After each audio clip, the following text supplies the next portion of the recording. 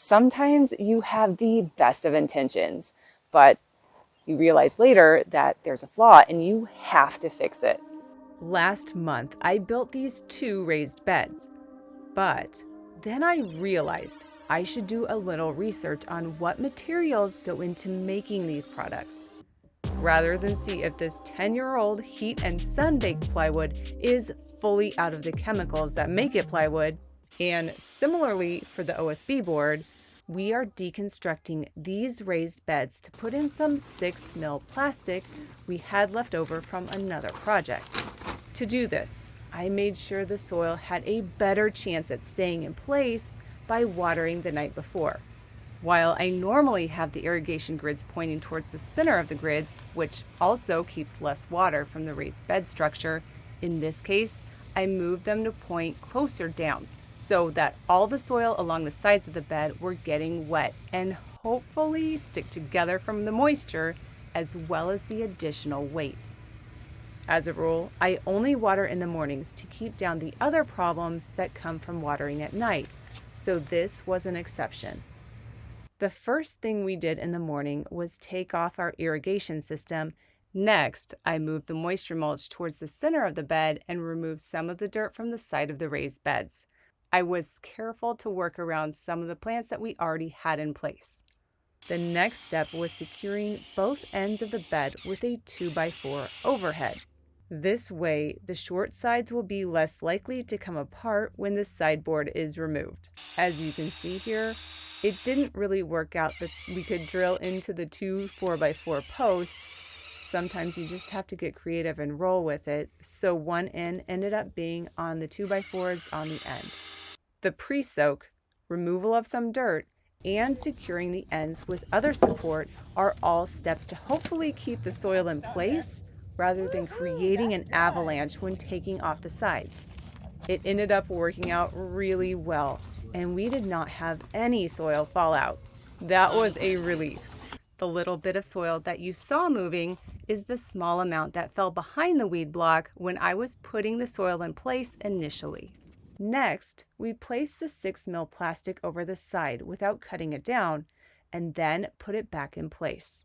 I did not want to mess with sizing it right, and then worry about anything moving out of place once we reinstalled the screws. Instead, I would rather make sure that all of the sides of plywood are covered and take the time afterwards to cut it down. You know how you always have to put it in place, miss the old spot, then readjust the board? Yeah, that happened a few times while we got our system down. Extra tip for that. If you are just out of alignment, if you are able to start the tip of the screw into the hole as the screw seats, it will drag the board into place. That corrected it. Did you feel it go down? That's pretty cool. Back to the trimming the plastic after the fact. It is also easier to stretch the plastic out once the board is upright. So there's a kink right there. Do you see right by your right hand? There's that kink of plastic. Which way does it need to go? Your way or my way? It's not level. Okay. You good? Yep. I'm also leaving any excess exposed just to see how well it blocks out weeds or lasts in the sun. That's pretty much it. We did this process 3 more times. The other factor that ended up being a huge blessing was that I had not stapled the weed blocker on any board. Instead, by using hugelkultur, the branches I put in the beds were able to hold the fabric in place, and the added bonus here is that there are not any metal staples to break down over time. If I had used staples, this would have been a real pain to remove the boards. A dirt avalanche would be more likely because, as you can see, the weed blocker generally stayed with the dirt when we removed the boards. Hugelkultur for the win for something that is definitely not highly advertised. So I was thinking maybe we should wrap this with the plastic as well, but all it will do is hold the moisture inside because eventually water would work its way inside of the plastic. So these are throwaway pieces that we'll intend to check on and replace from time to time. Of course, I am showing you this as a repair. You can save yourself a lot of time and headache by doing this when you build the beds in the first place.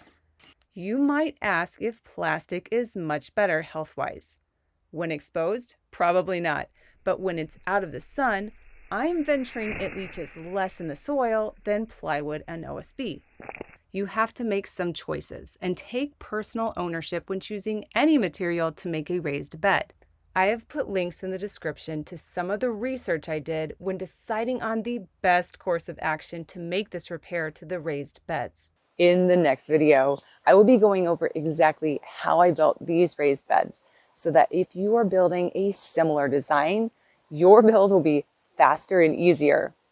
Also, if you're curious, why did I choose these materials in the first place? That's what this last video was about. Thanks for watching.